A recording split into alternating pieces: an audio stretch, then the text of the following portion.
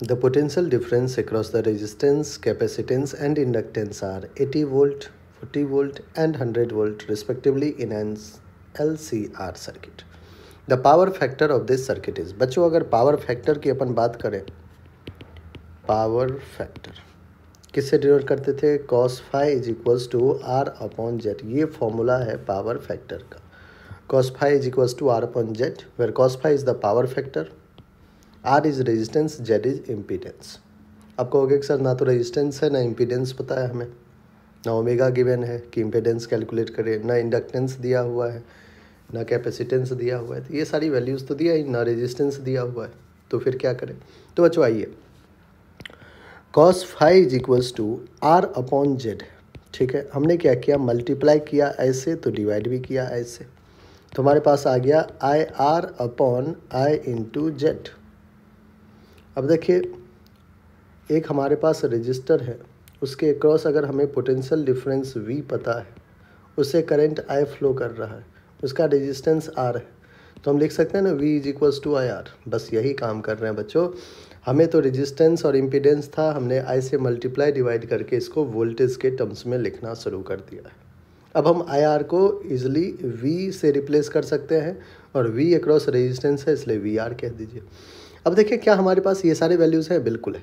Resistance के across जो voltage है वो 80 वोल्ट, तो वी आर गिवन है 80 वोल्ट. वी सी गिवन है कैपेसिटेंस के अबाउट 40 वोल्ट, और इंडक्टेंस के अबाउट जो वोल्टेज है वो है 100 वोल्ट. तो ये बच्चों गिवन था, तो हमने मल्टीप्लाई और डिवाइड किया आई से, जिससे कि हम वी के टर्म्स में सारे आंसर लिख पाए. अब आइए, वी आर हो गया. नीचे क्या किया जाए? नीचे आई इंटू जेड है, तो आई को आई रहने दें. आइए जेड कैसे कैलकुलेट करते हैं बच्चों? सीरीज एलसीआर सर्किट का जेड आपको मिलता है, Z is equals to R square plus XL minus XC का होल स्क्वायर. अब यहाँ पे आई भी है बाहर, तो I under root of R square plus का एक्सएल माइनस एक्सी का होल स्क्वायर. बच्चों क्या हमें आई को अंदर इंट्रोड्यूस करना चाहिए? बिल्कुल. cos phi is equals to V R upon I को अंदर लेके जाओगे तो स्क्वायर करना पड़ जाएगा. ठीक है ना, तो आई स्क्वायर आर स्क्वायर. क्या मैं इसको आई आर का होल स्क्वायर डायरेक्ट लिख दूँ? आई जो बाहर था अंदर जाएगा स्क्वायर बन के, आर पहले से स्क्वायर है, तो आई आर का होल स्क्वायर प्लस का आई को बच्चों अंदर इंट्रोड्यूस करते हैं, तो आई इंटू एक्स सी माइनस का आई इंटू एक्सएल माइनस का आई इंटू एक्स सी, और इसका स्क्वायर चल रहा है.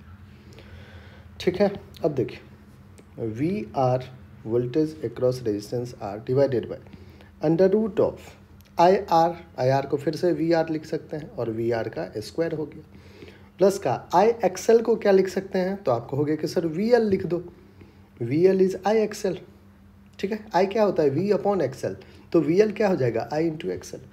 तो वी एल माइनस का आई एक्स सी को वी सी लिख सकते हैं इंटू इसका होल स्क्वायर. देखिए बच्चों, cos phi हमें वी आर कितना गिवन है? अब यहाँ पे सारा गिवन है 80, 40 और 100.